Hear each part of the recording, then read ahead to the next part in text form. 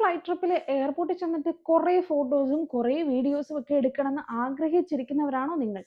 എങ്കിൽ DGCAയുടെ ഈ റൂൾസ് അറിഞ്ഞിരുന്നില്ലെങ്കിൽ പിന്നീട് ഒരിക്കലും ചിലപ്പോൾ നിങ്ങൾക്ക് ഫ്ലൈ ചെയ്യാൻ പറ്റിയെന്ന് പോലും വരില്ല. DGCAയുടെ ലേറ്റസ്റ്റ് ഗൈഡ് ലൈൻസ് അനുസരിച്ച് എയർപോർട്ടിന്റെ സെൻസിറ്റീവ് ആയിട്ടുള്ള ഏരിയാസിൽ അൺഓതറൈസ്ഡ് ഫോട്ടോഗ്രാഫിയും അതുപോലെ തന്നെ വീഡിയോഗ്രാഫിയും സ്ട്രിക്റ്റ് ആയിട്ട് പ്രൊഹിബിറ്റ് ചെയ്തിട്ടുണ്ട്. ഇനി തൊട്ട് security check point, boarding Gates, immigration, apron, runway buses എന്നിങ്ങനെ സെൻസിറ്റീവ് ആയിട്ടുള്ള ഏരിയയിൽ പോയിട്ട് നിങ്ങൾ വീഡിയോയോ ഫോട്ടോയോ എടുക്കാൻ ശ്രമിച്ചു കഴിഞ്ഞാൽ നിങ്ങളുടെ വീഡിയോയോ ഫോട്ടോയോ എടുക്കുന്ന ഡിവൈസ് നിങ്ങൾക്ക് നഷ്ടപ്പെടും.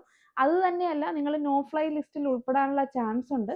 പിന്നെ നിങ്ങൾക്ക് വലിയൊരു തുക നിങ്ങൾക്ക് ഫൈനായിട്ടും വരാനുള്ള ചാൻസ് ഉണ്ട്. ഇപ്പം നമുക്കൊരു ഡൗട്ട് വന്നേക്കാം, നമുക്ക് എയർപോർട്ടിൽ ഒരു സ്ഥലത്തും ഫോട്ടോയോ വീഡിയോയോ ഒന്നും എടുക്കാൻ പറ്റില്ലേ? നമുക്ക് പെർമിറ്റഡ് ആയിട്ടുള്ള സ്ഥലത്ത് ഫോട്ടോയും വീഡിയോയും ഒക്കെ എടുക്കാം. എയർപോർട്ടിന്റെ ചെക്ക് ഇൻ കൗണ്ടേഴ്സ് ഉള്ള ആ ഒരു ടെർമിനൽ, ആ ഒരു ഏരിയയിൽ നമുക്ക് ഫോട്ടോയും വീഡിയോയും ഒക്കെ എടുക്കാം. പിന്നെ പബ്ലിക് സീറ്റിംഗ് വരുന്ന ഏരിയയിൽ നമുക്ക് മറ്റുള്ളവരുടെ പ്രൈവസി പോകാതെ വീഡിയോയും ഫോട്ടോയും ഒക്കെ എടുക്കാവുന്നതാണ്. നെക്സ്റ്റ് ടൈം ട്രാവൽ ചെയ്യുമ്പോൾ അപ്പോൾ ഇത് മൈൻഡിൽ വെച്ചോ.